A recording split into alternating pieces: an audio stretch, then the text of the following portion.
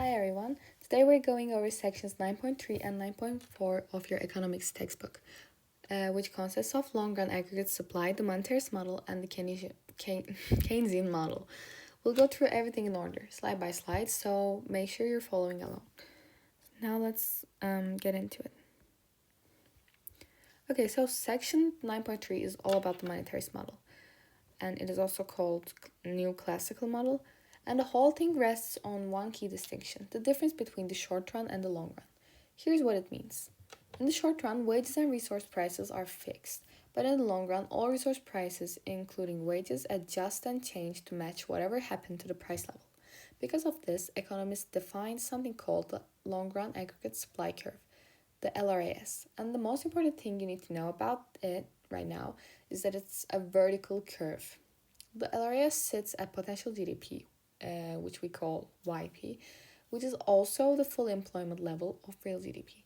And long-run equilibrium happens at when the AD curve and the SRAS curve intersects anywhere on the LRAS.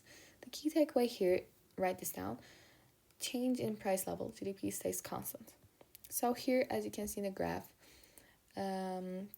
this is your long-run equilibrium in the Monetarist model, and you need to be able to draw this from memory. You got your price level on the y-axis and real GDP on the x-axis here. The LRAS is that straight vertical line sitting at YP. Potential GDP, the SRAS slope upwards as usual, and the AD slopes downward. Where all three meet here, that's your long-run equilibrium. The price level at that point is here, and the output level is YP equals YE, and Y equilibrium. You should notice that the equilibrium is on the long-run average supply. That's the key. And anytime your AD or SRAS shifts in the long run, output stays at YP. Only the price level changes. Now, a really common misconception. When we say the economy is at full employment at YP, that does not mean zero unemployment. There's still unemployment, and it's called the natural rate of unemployment. So full employment output and potential output is the same thing, and they both mean the economy is producing at YP and unemployment equals the natural rate, not zero, but natural rate. And this is because there's always somebody switching jobs or traveling, so there's never in the economy zero unemployment, and the minimum one is the natural rate. Now, why is the LRAS vertical? So this is a this is a classic exam question, so you need to pay attention.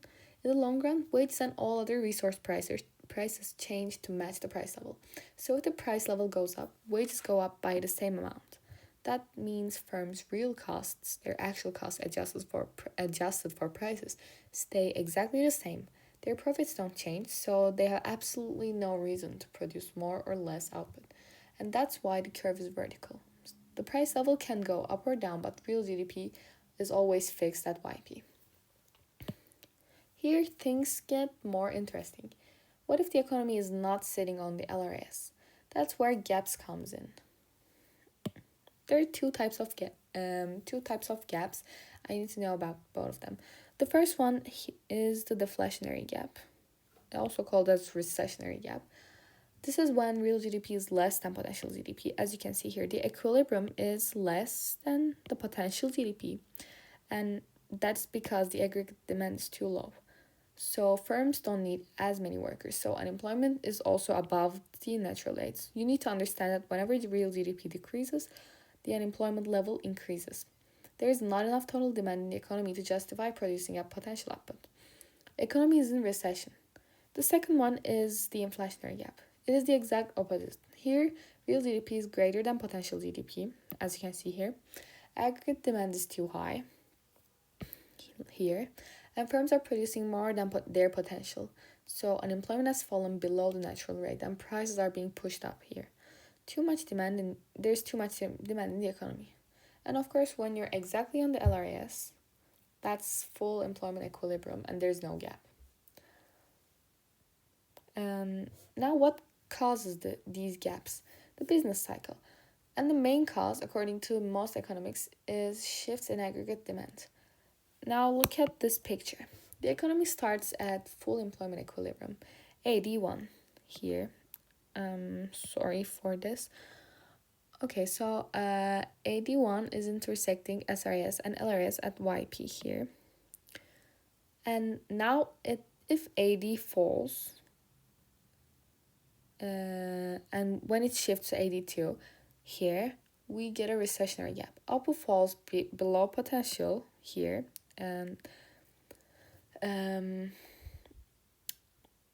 Yes, if AD rises, it shifts to AD3, we get an inflationary gap.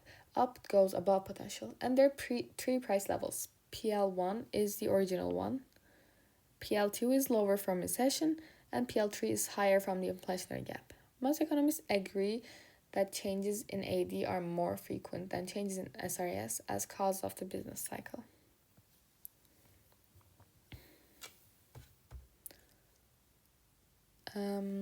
Also, the shifts in AD are the shifts in AD are generally caused by the changes in. Oh, sorry, I forgot to tell. AD consists of, wait, I'm gonna write it here. So AD is like real GDP, consumer spending, investments, government spending, and exports minus imports. So as any of these factors change, AD changes as well. For example, if consumer spending decreases due to, for example, a change in consumer confidence, like for example, when somebody expects to have a lower income in the future, they spend less. So the consumer income, both the consumer income and spending decreases, so the AD decreases as well. So for example, that might be a reason to shift AD1 to AD2. I hope you understood. And also taxes, interest rate, different reasons are included in the reason that shifts the AD curve. So now panel B. No, wait.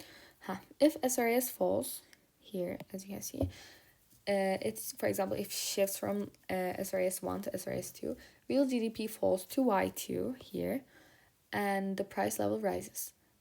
And wait, sorry, here. If SRAS shifts from 1 to 2, both the price level rises and the unemployment rate increases. So this is called stagflation. It's especially the worst situation because normally when you're in recession, prices fall, but here they rise.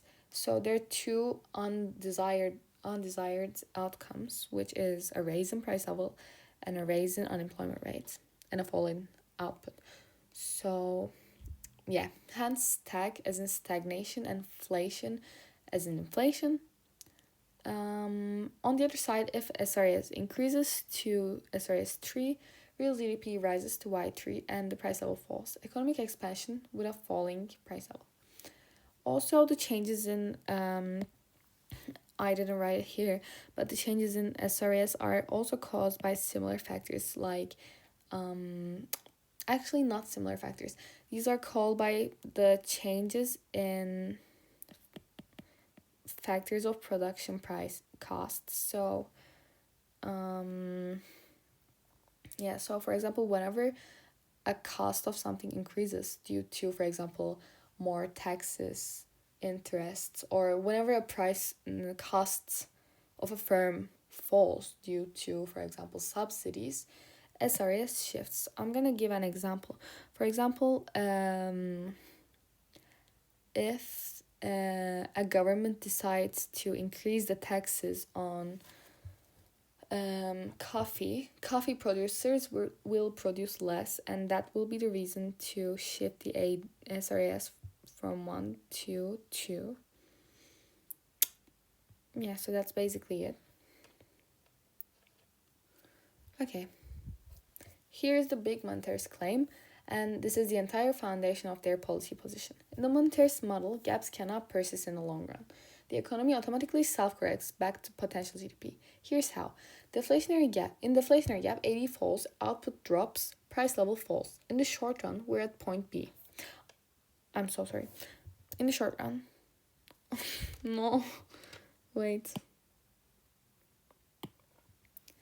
In the short run, we're at point B, which is below potential. But in the long run, the lower price level means wages also fall. And when wages fall, SRAS shifts right, back to the LRAS. And we reach point C. Full employment is restored. The only lasting effect of the fall in AD is lower price level. Output returns eventually to YP. In the inflationary gap, AD rises, as you can see. Output goes above potential. Price level also rises here in B. In the long run, wages rise to match and SRS shifts left, bringing output back to YP. The only lasting effect is a higher price level. The key assumption making all of this work is wage and price flexibility in the long run. Section 9.4, which is the Keynesian model. This is where everything changes. Keynesians argue that wages and prices are downwardly inflexible. What does that mean? It means that when demand is high, wages go up easily, but in a recession when demand is low, wages do not come down easily. So why don't wages fall? Let's think about it. Labor contracts lock in wages for months or years. Minimum wage laws create a floor. Workers and unions resist cuts. Employers themselves are reluctant, so cutting wages hurts morale and productivity. And firms also resist lowering their prices. Especially in oligopolistic markets, if one firm cuts prices, it risks a price war. So the consequence is that if wages cannot fall, SRAS cannot shift right, which means the automatic adjustment mechanism of the monetarist model breaks down completely. The economy gets stuck in the short run, and it can't move to the long run, which is the LRAS, on its own. It stays in the deflationary gap, as you can see here. It stays in the deflationary gap, and this is potentially forever, unless someone does something about it. So, this shows the Keynesian AS curve. First, as you can see, it's horizontal, and then it's upward sloping around here. And the horizontal section here represents downwardly inflexible wages and prices, since price level is constant, although real GDP changes. It's flat because firms can produce more without raising prices in the range, and I will explain this right now. Okay, so here are the general information you can read from this. I'm going to show you from the diagram. Okay, so here, section 1 is horizontal. Real GDP is low here, it starts from there, and there's a lot of spare capacity, which means lots of unemployed workers and unused machines and capital. Firms can easily hire more workers and increase output without raising prices. So the price level stays flat as GDP rises until YP. Section 2 is upward sloping. The economy is using up resources. There is no longer spare capacity everywhere, and as output increases, resource prices and wages start to rise, which pushes up costs and therefore the prices. So price level increases while real GDP increases in the same time. So now output rises and the price level rises together, as I said. So the last one is section 3. It is vertical at Y max. The economy has hit its absolute maximum, and all labor, all capital, all resources here are fully employed, and there is nothing left to use. Any further increase in demand just pushes the price up, and real GDP literally cannot increase, and it's constant. So here, in the Keynesian model, equilibrium is wherever AD intersects the Keynesian AS curve. And that can happen at any level of real GDP. So there are 3 possible states. The first one is the recessionary gap. Here, AD hits the horizontal section in YE, as you can see, and real GDP is below YP.